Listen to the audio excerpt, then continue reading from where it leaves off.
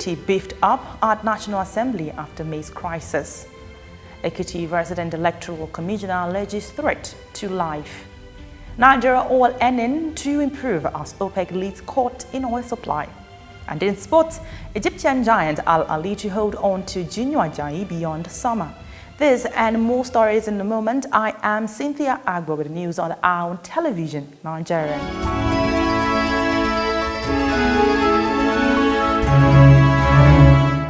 Security has been beefed up at the National Assembly complex after Wednesday's invasion of the Senate by hoodlums who made away with the MACE.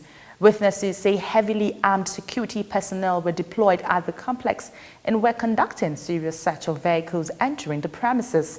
An additional checkpoint was mounted at the entrance of the Three Arms Zone near the Federal Secretariat with heavy presence of policemen monitoring movement around the area.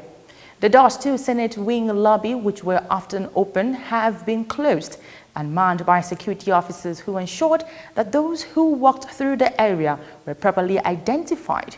An official of a Sergeant-at-Arms unit who pleaded anonymity told the news agency of Nigeria that henceforth nobody would be allowed to evade security checkpoint even when they accompany with a legislator.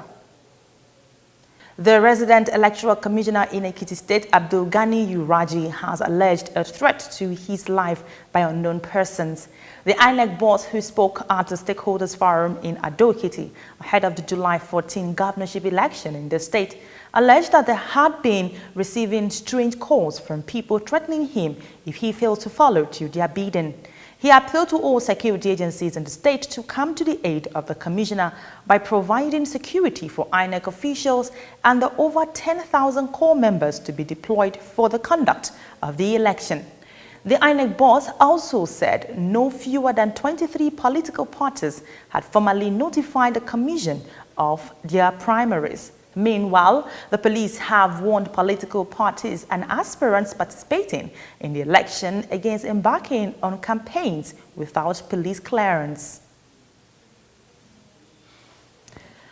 Nigeria's oil earnings is on course to improve as prices sustained near 3-year highs reached earlier this week as ongoing OPEC lead supply cuts and strong demand draws down excess supply. Brent crude oil futures were up at $73.79 per barrel at 0440 GMT %.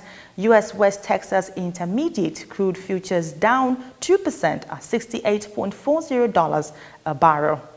Both Brent, which Nigeria produces, and Texas Light Sweet hit their highest level since November 2014 on Thursday at $74.75 and $69.56 per barrel respectively. Texas Light Sweet is set for its second weekly gain. Oil prices have been pushed up by a gradually tightening market. Led by top exporter Saudi Arabia, the Organization of Petroleum Exporting Countries has been withholding production since 2017 to draw down a global supply overhang. Some Christians and Muslim clerics have embarked on a 30-day prayer and fasting to seek God's intervention in the nation's political sphere ahead of the 2019 general election. The national chairman of the United Christian Leaders Eagle Eyes Forum, Pastor Aminchi Habu, told newsmen in Abuja that the prayer and fasting was for God to help Nigerians make the right choice during elections. The 30-day special prayer and fasting, which started on April 16, would end on May 16. Habu said Nigeria needed a visionary leader to make it great. According to him, arrangement has been made to pick a consensus candidate for the forum before June 2019. Still ahead, Nigeria Customs seized 1,500 bags of smuggled rice. Egyptian giant ALLEGES to hold on to Junior Ajayi beyond summer. And on the foreign scene, former FBI director publishes memoir on Trump. Do stay with us. For almost a decade, the Nigerian army have given their all to ensure that our dear country is not overrun by Boko Haram insurgents. Some have in the process paid the ultimate price, while many will forever live with indelible scars occasioned by their determination to protect the country, no matter the hurdle. Despite these, they have remained resolute and undaunted, and today, all territories the insurgents want to control of have been recaptured and normalcy restored. And now, for the first time in a long time, the end of Boko Haram is foreseeable. Therefore, the wisest thing for the remaining insurgents to do is to surrender today or face total destruction from the army. Remember, the Nigerian army will stop at nothing to ensure that total peace is restored in all parts of the country. So, be wise and embrace peace today or get ready to be ruthlessly dealt with. This message is brought to you by the Coalition on Conflict Resolution and Human Rights in Nigeria.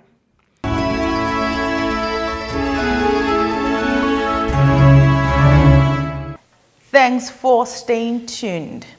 The unit controller Usman Dakingari, who displayed the seized items before newsmen in Kaduna, said the goods were loaded in 2 trailers and concealed using raw groundnut and ginger. He said that the trucks contained over 1,500 bags of rice valued at about 60 million naira, with the vegetable oil valued at 5 million. The controller explained that the items were recovered from a tip-off by patriotic Nigerians. The Kingari further said that the unit also seized hard drugs including tramadol and Viagra, as well as 2 vehicles on the Abuja-Lokoja highway. Moving on to sports, Egyptian giant Al-Ali are keen to hold on to Nigeria forward Junior Ajayi and will reject offers for him in the summer. Ajayi, 22, has attracted interest from a number of top European clubs following an impressive campaign for Al-Ali in which he scored 9 goals and recorded 10 assists in 26 appearances. Local media reports say Al-Ali are not prepared to sell Ajayi after allowing Abdullahi Al-Assaid, one of the team's top performers this season, to join Kuopion Palloseura of Finland. Reports also say Al-Ali hold the former Shooting Stars player in high esteem because of his versatility, as he is the only forward in the team who can play in a number of attacking positions. His impressive showing for Al-Ali has also earned him international recognition, as he received his first invitation to the Super Eagles for last month's friendlies against Poland and Serbia.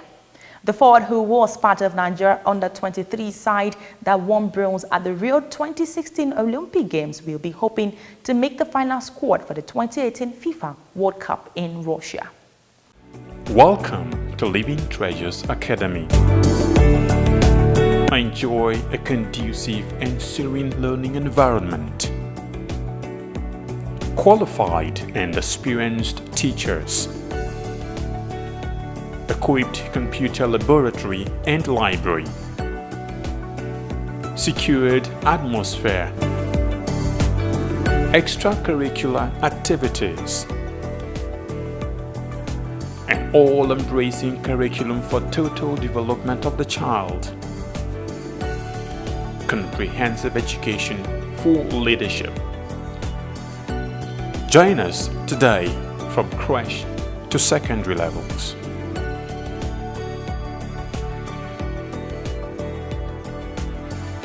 Living Treasures Academy, committed to excellence.